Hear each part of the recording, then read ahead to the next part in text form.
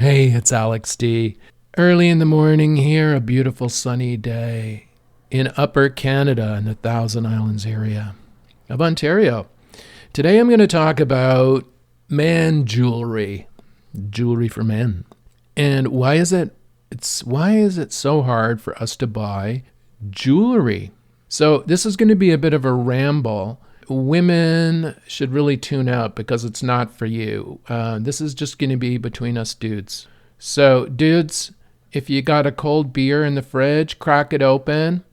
Or if you got a rig with some good rosin, light her up and kick back. Let's listen to this podcast and maybe we can figure out man jewelry for men. Okay, first off, let's not call it man jewelry. Let's think about it as just ordinary jewelry. Let's broaden the definition of it. Let's make it, instead of just, I know most men think of rings immediately when somebody mentions jewelry, that their brain goes to rings, right? But no. I'm a jeweler, and jewelry is not just rings.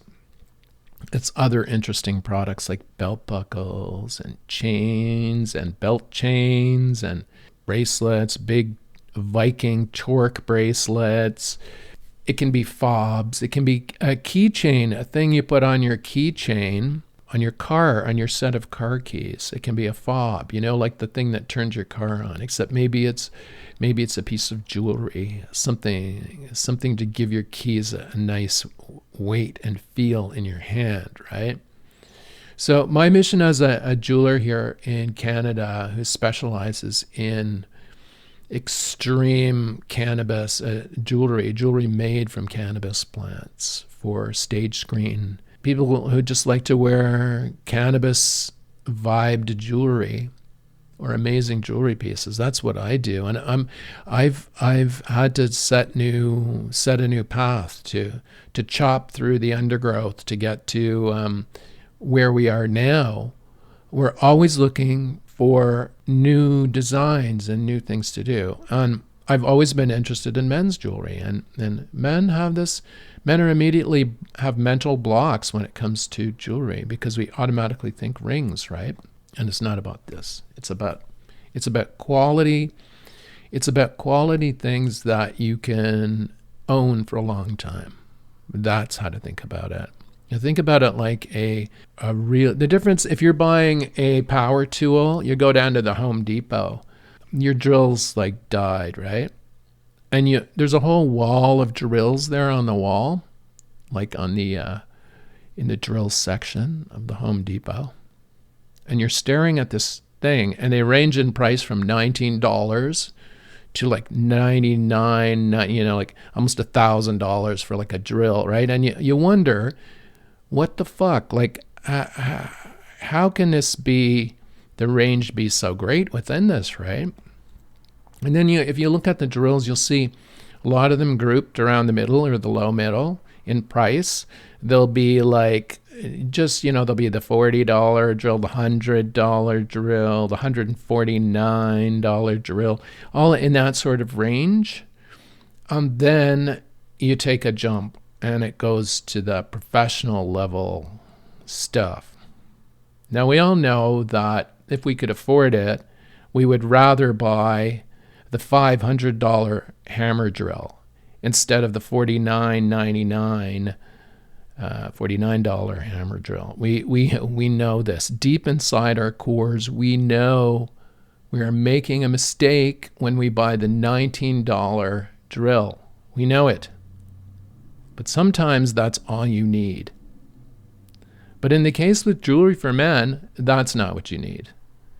You see, with man jewelry, you need the $1,000 hammer drill. That's what you need. You don't need this cheap crap. If you're going to wear something, it's got to be good. These days, men tend not to wear a lot of jewelry. We wear one piece, maybe two, sometimes more. Most men don't alternate jewelry. Like if they're going to an event, they won't put on a special piece or something. But I'm going to try and change that because jewelry is meant to be worn for effect. Okay, the effect on yourself for the jewelry you wear every day. It's like, I like this piece. It feels good. It's the $1,000 hammer drill. This is the piece that I wear every single day for my whole life. And this is the piece my kid is going to get when I'm gone. That's how to think about that piece. But then jewelry is also for effect, right? I think it is. Women know this. Women know this, right? Women dress for effect. They apply jewelry to their persons for effect. They know how to position stuff on their bodies for effect. I think they're used to being looked at, right? And men are not. Men are definitely not. So it's a different mindset from the get-go, from the beginning, right? We don't consider ourselves looked at. So the effect jewelry, what I like to call the effect jewelry. Say you're going on a date, right? So say you're going on a date.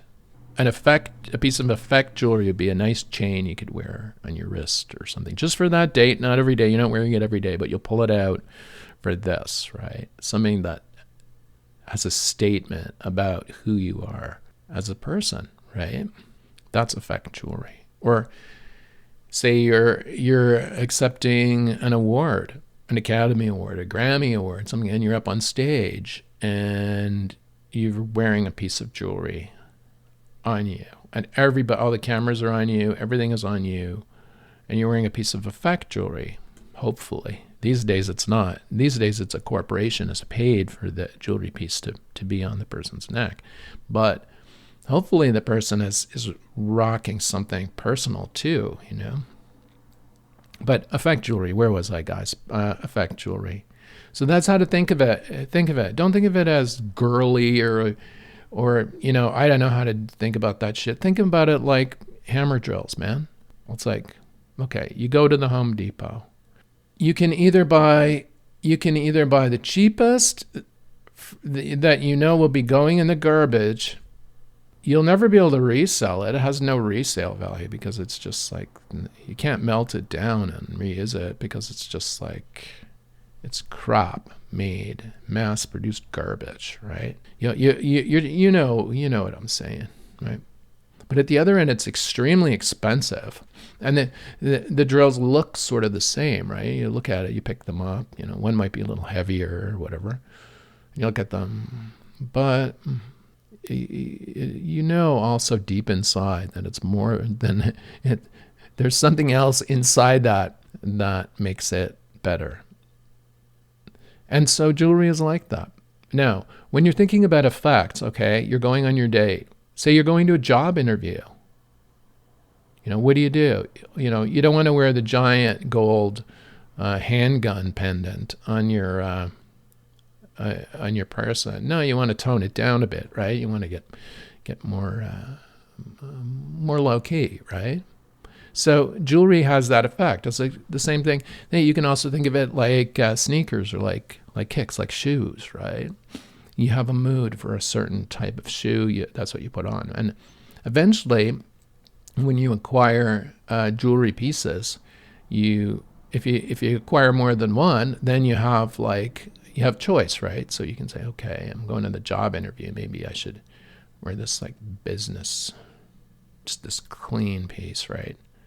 Or if I'm going on the date, I want to wear this piece that's more adventurous but that's solid and yet it's not something that you can buy at the junk store down the street on the rack, right? It wants to show some solidity, some not crazy ostentation or not crazy show offiness, right? But something solid. That's what I aim for anyway. I don't know. Other designers aim for other shit, but that's what I aim for. Now what about, okay, rings? Okay. Our brains go to rings because we think wedding rings, engagement rings. These things hang like a sword of Damocles over our head, you know? It's cultural it's been built into the cultural fabric for for so long now, we've forgotten where these things have come from pretty much. But men, we have this sense when somebody talks about rings, the first microsecond you think about wedding rings or engagement rings or whatever. Oh yeah, about rings. Men have to get away from the association simply with weddings and engagements and that for rings when we're out shopping for rings. Now, a lot of men don't even know how to buy jewelry. Most men don't, because we don't, right? We're given jewelry. We hope somebody will give us something nice, and that way we don't have to think about it and buy it, right? That's most of us. There's the odd narrow segment of the population, like me. I love it. Well, I do it for a living, but I love it anyway, right? I'll go, like if I'm at an antique store, I'll look around and I'm looking at the craftsmanship in a way that like a card dude would look at a 1967 Barracuda or whatever, like just like you walk around it, look at it and admire its lines and what it might be like to sit in or wear, walking around. What it might be like to tool down the road with driving that sucker. Jewelry's like that, except much smaller. And when you go into like a pawn shop, go into a pawn shop, just look at a rack of rings that there and see all the different designs, and you don't have to buy anything, but just look, right? Expose yourself to different designs, and then you don't buy anything. Don't just look at different shit, and then forget about it, and then eventually you'll see something like, oh fuck, try it on, it fits, boom, yeah, and that's, you'll wear it for a long time. Or you'll have something custom made for yourself. You'll understand at some point, okay, I really like yellow gold. I really like yellow gold rings because it reminds me of my dad. He used to wear that. For whatever reason, you wear a daily piece, like a permanent piece on your finger that isn't a wedding band. For whatever reason you buy something like that, it has to mean something. That's what I keep telling people about jewelry. It's not something you buy just to look good. It has to mean something. And even the stuff you buy for effect has to mean something too, Like I was reaming out all the people in our Grammys episode, my coverage of the jewelry at the Grammys, our first episode that I dropped last week. I was reaming them all out because there was no, how was that any of that shit related to music? It wasn't. None of it. None of that jewelry was. Like the first thing I would have done was made music pieces that, I've made a small ghetto blaster or pendant that's just wicked, or, I've got a man brooch I'm designing for next year's Grammys if somebody is brave enough to wear it. But it'll be amazing, an amazing piece, right? Made in Canada, of course, but music related, because that's what that show is about. Why are these dudes wearing dangly pearls? Like, what the fuck? Like, this is because they're wearing them because people are telling them what to wear. Now, what I'm saying is, don't let people tell you what to wear, not even me. Just expose yourself to different pieces of jewelry. Over time, you'll understand jewelry better. Now, and if you keep listening to this podcast, I hope to tell you more and more stuff about jewelry, so you'll be able to walk into that pawn shop, or even come to us and get us to make you something, and we'll be able to communicate about shit. Or if you go into a jeweler, if you're going to buy a wedding ring, if it's coming to that point in your life, or an engagement ring or whatever, you'll have a sense of, you won't be like wet behind the ears when you walk into the shop, and you'll feel a lot better. So keep listening. Anyway, back to man jewelry. There's a really good book I want to mention about, it's called Jewelry for Men. It's by a jeweler in the UK, James Sherwood, whose jewelry is amazing. He's quite amazing. But he's compiled this book called Jewelry for Men, if you can find it. I'll put a link to it in the show notes. And He talks about the history of men's jewelry. He goes back to the movie stars and of days of old, and then up to the modern movie stars. And this book is not new. Let me just see what the date is on it. I did buy it used. Sorry, James. I had not even known such a book existed, and then I saw it in a used bookstore. Oh, maybe in the back here. Picture cards. Yep. 2018, Thames and Hudson. Thames and Hudson Limited, London, for us North Americans. It's called Jewelry for Gentlemen. It's a really nice hardcover. Beautiful photographs. And it'll inspire you about some of the jewelry options. But this is more about super high-end shit, what we call high jewelry, that would be made for the Academy Awards or royalty. This kind of level, super high-end shit. But it'll give you an idea of what they're doing, both their advancements or what the super rich get. But it'll also show you the limitations of the designs that the super rich have been wearing. So both things. So anyway, James goes through a bunch of different designers, and he features a bunch of different ones, and that are included in the book. It's an excellent book. Get it if you can find it used like I did, or new, or off wherever, or buy it from him directly. His pieces are really nice. But the thing of the overall vibe I get from the Jewelry for Gentlemen book is that, and the design, when I say the limitations of men's design, you find the modern men are all about skulls, snakes, this kind of stuff. Knives going through skulls, like snakes coming out of skulls, snakes with knives coming out of skulls. Like it's sort of tattoo-y, right? It's like the tattoo with the skull and the snake coming in, that come to life in 3 dimensions as jewelry. Now, I'm saying a lot of guys like that kind of energy, that vibe. But in this book, you'll see some extreme examples of that, right? And you could also do that with just a silver ring, a big skull ring. Guys, don't get the same ring that your friend is wearing. Say you like a skull ring, and you look around, you see these skull rings, and some of them are pretty big, right? Go bigger.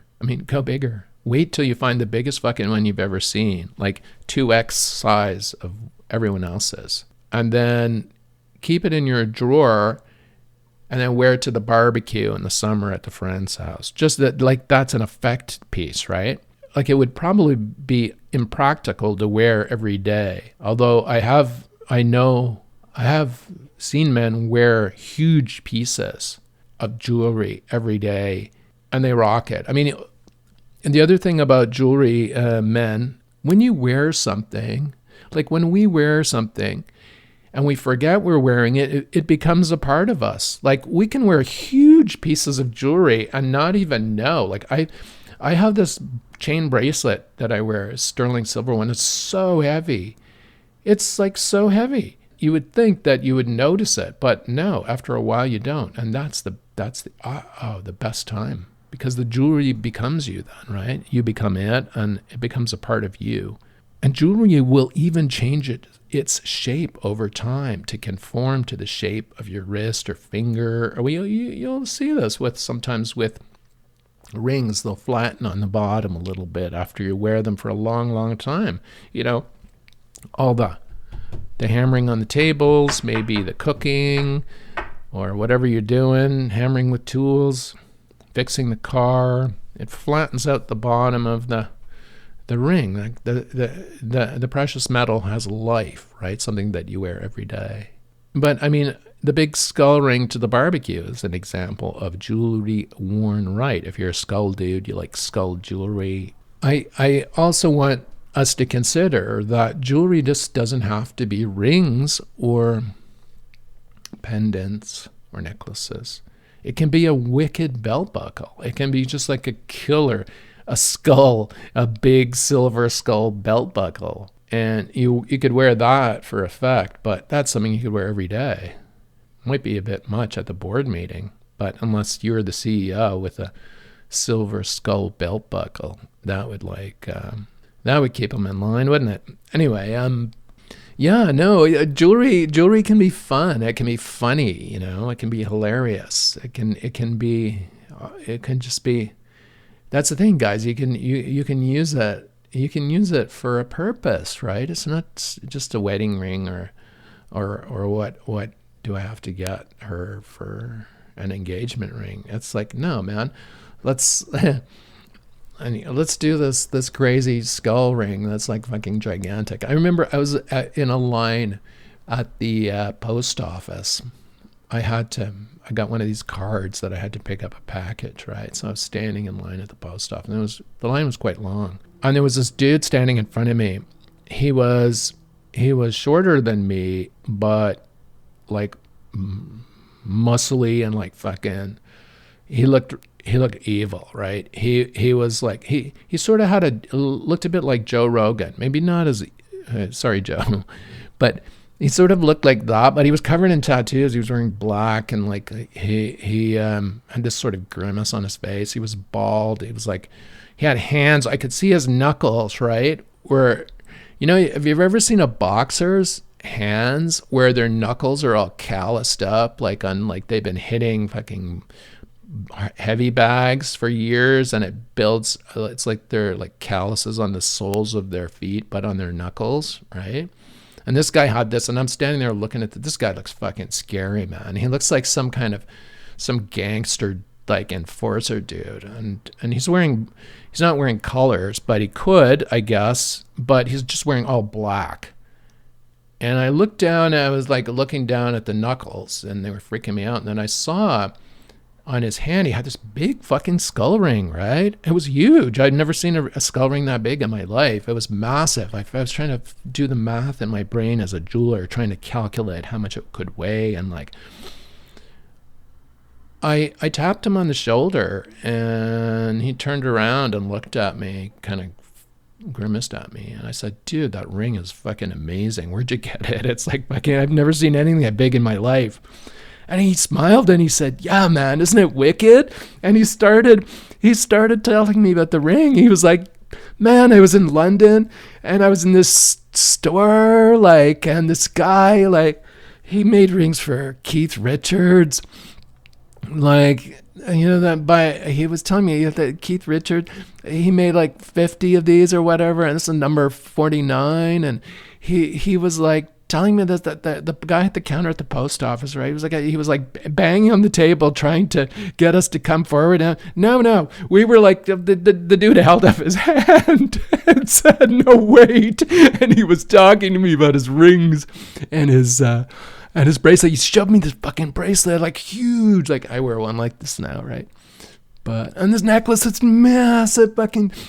But he was so animated and so excited about it. He was like some Albanian dude. He's probably some Albanian gangster or something. I don't know. He was terrifying. But as the moment he started talking about the experiences associated with his jewelry, like where he bought it and what it meant to him, and he was, this is what jewelry is supposed to be about for men, for anybody really, but for men, this is what it's about, you know.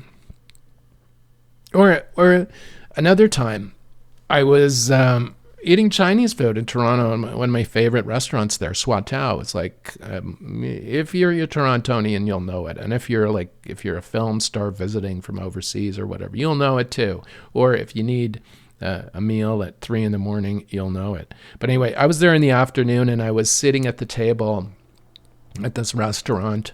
Sometimes when the restaurant's full, all the small tables are full. They'll seat you at these huge, massive round tables. Like you'll be seated with somebody else you don't know across the table, right? And this dude was sitting there, and he had this bracelet on his wrist. And I was looking at it, and I was like, ooh, this, I've never seen like a link design like that. This was years ago, right? He was so engaged in eating his soup that I didn't want he was an Asian man, right? First off, it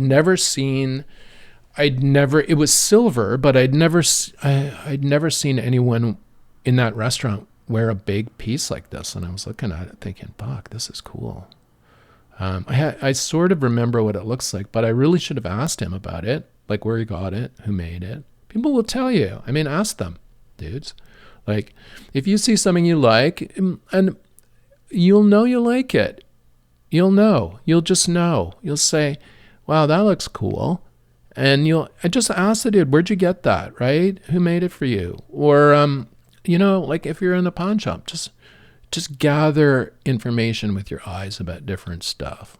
And then you'll start to develop a taste for what is uniquely yours. Now, there's certain things that we can't escape, like wedding bands and engagement rings that are a certain type of design that have to meet certain design criteria or aesthetic criteria for the partner that we're getting them for.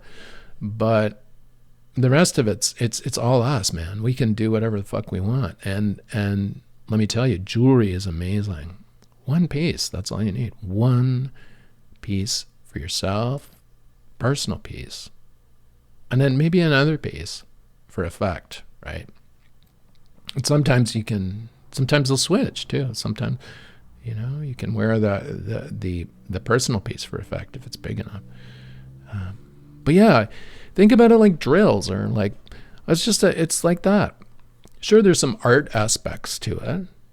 And if you don't know what you like I say, just walk into pawn shops and don't spend hours scrolling, looking at websites or whatever, because that'll mulch your brain out. But see physical objects. Like what I love when I'm in a big city is I go to a pawn shop and just, like I say, don't buy anything. Leave your wallet at home, but go in there and just handle them, right? Look at some rings of different carat weights. This is a field trip. I'm giving you homework, dudes. Go to your local pawn shop and look at their rings and ask to see a couple of rings that you might like. And then feel them in your hand and feel the weight of them. And then look at two different rings. You'll probably see wedding bands in there that you can pick up. And then see if you can find two that look a similar size but of different carats of purity. Like say a 10 karat gold one and an 18 karat gold one. About the same size. And then feel the heft of each in your hand.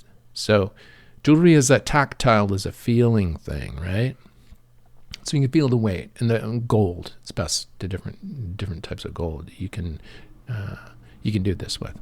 And then you're not buying anything, so it's like a field trip, right? You can determine what these pieces actually feel like without buying them or going into a high pressure jewelry store or anything like that. You just get an idea of what gold feels like. If you don't wear gold, for example, feel what it feels like. Chains. A lot of guys wear chains, and the type of chains change over time. I mean, you'll see in a pawn shop, you'll see culturally how chains have changed. How chains have changed over time. You'll see little thin ones, you'll see flat ones, you'll see herringbone ones, you'll see snaky looking ones, you'll see rope chains, like wound rope chains like the hip hop guys used to wear in the 80s. Big fat things. You'll see big hollow ball ones. You'll see all kinds of weird different ones that have changed over time. Some big ones and some little tiny ones. I remember there was a time in the 80s where I lived, it was fashionable to wear a tiny little 18 karat or bright gold chain, like almost a choker length chain. Guys would wear this, like really high, right? Up on like a choker level. But these days that would be considered weird, right? So things change. So I know you don't want to be considered weird, but the thing is, with a piece of jewelry, one that you wear every day, it's not weird because it becomes part of you. It becomes you, and you become it, and it becomes like a part of you, like eyeglasses. If you wear eyeglasses, right, it becomes like that. So it's not weird. Now the effect jewelry, that's where you want to go weird. You want to do, you're doing it for effect, right? It's a temporary effect you want to have. It's like showing up at your neighbor's house with the fucking $1,000 hammer drill.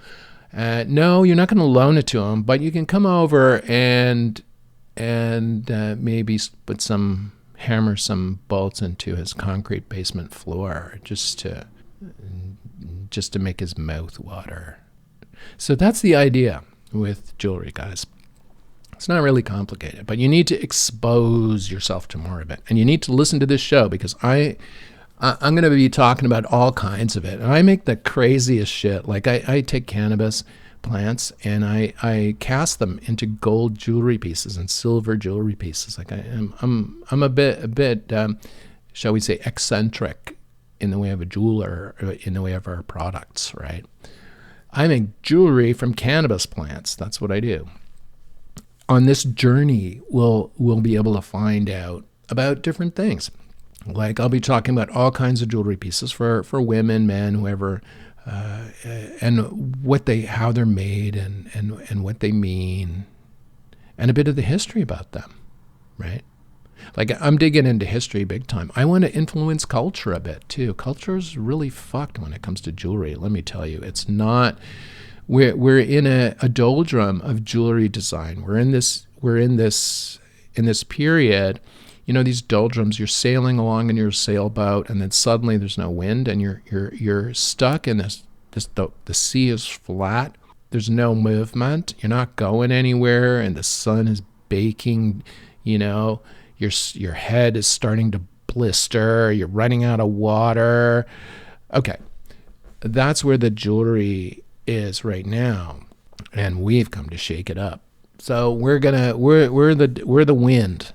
We're the wind that is going to rifle the leaves and to blow the hair back, like those speakers in the 1970 Maxell cassette tape commercial. Only one person will understand what that even means, but anyway, that's why we're here. But I'm going to be pushing edges with design and doing crazy shit. We're going to be looking at the past too. We're going to be talking about gemstones. So guys, like if I'll do an episode on diamonds. So if you're going to be buying an engagement ring for somebody, you can know what's being said and what's being talked about. Because generally there's so much pressure and emotional pressure around shit like this that it leaves us open to being taken advantage of by people because we just don't have the data to base decisions on. So I'm going to give you some data about diamonds and buying and gold and platinum and silver, so you have an understanding of what that is and when you go to buy pieces. But I'm also going to be talking about effect pieces. That's the stuff I love, like doing the crazy. I don't make wedding bands, really. All this stuff is, I do make wedding bands, but out of cannabis seeds. But I don't make ordinary looking wedding bands. I tend to push the boundaries with jewelry, so that's what we're doing. This book, Jewelry for Gentlemen, is an excellent book. I recommend you get it. Or if you have a good library in your town, you can at least check it out from the library and flash through the pictures. A lot of the types of pieces are like cufflinks and button studs and brooches and things like that men of the past of a certain super high wealth category would wear. Now, eventually, a lot of the design ideas there trickled down to the masses, and then you wind up with costume jewelry pins and brooches and things like that. But the super luxe stuff, the high-end stuff, and the stuff we make, and the brooches that are like incredible, like 300 years from now, are they're meant for they're one-offs, one of a kind pieces in this book. The trickle down effect. I mean. It's like a skunk works. That's how I think of us sometimes. It's like we pushing weird boundaries and casting to try and see what we can do. Guys, don't worry too much about jewelry. Buy what you like. Wear what you like. Don't let anybody influence you too much. Like with anything you buy. If you listen to me for, I don't know, a few episodes, you'll get a bit more comfort with it, and you'll be able to make better decisions when you buy. And anyway, get the book and go into a pawn shop and just Ask them, get them to pull out the tray rings. Look at some different ones with stones. Don't go to buy though. Leave your wallet at home. This is a research thing, right? You want to feel different things out. You want to, and you can also, there's something deeper that happens when you do a trip like this, right? You get to go into a pawn shop and see that these were once owned by people. Either they passed away or they were found and whatever, or the person had to sell them if they were, needed money. So there's elements of sadness too to these pieces that are in these pawn shops.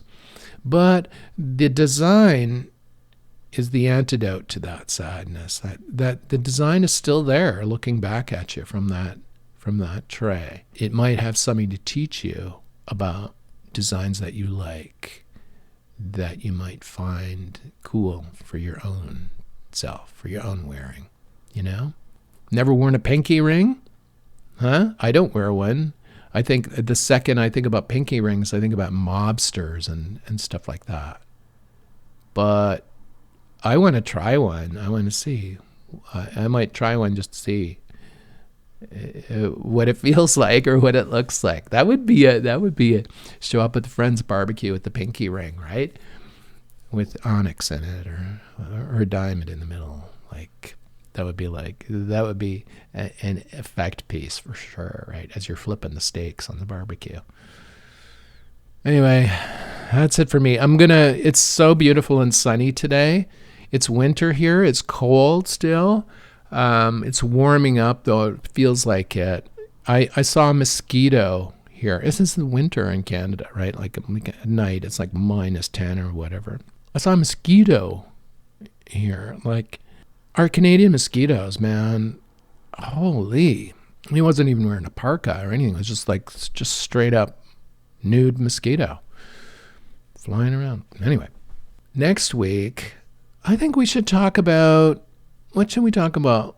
Let's talk about a metal next week. We'll do gold or silver or platinum or something like that. Or we'll do definitions. I wanted to do definitions because if I talk about certain words, you might not understand them. So you'll be able to always go back to this episode, definitions, to get an idea of the different jewelry terms and stuff. So if you want a refresher course, say before you're going to go in and buy something, you can listen to the definitions, and then if the dude is spouting shit at you, fancy jargon at you, you'll know what he's talking about, right? Or you just ask him to speak English is what you do. But maybe that's an idea. Anyway, who knows?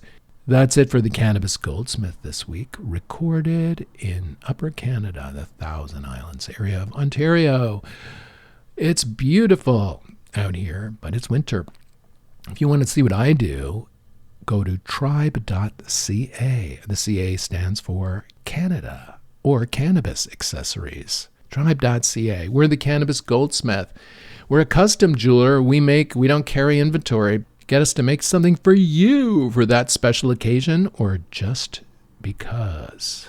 Subscribe wherever you get your podcasts and leave us a 5-star rating. You can say what you want in the comments, but leave us a 5-star rating.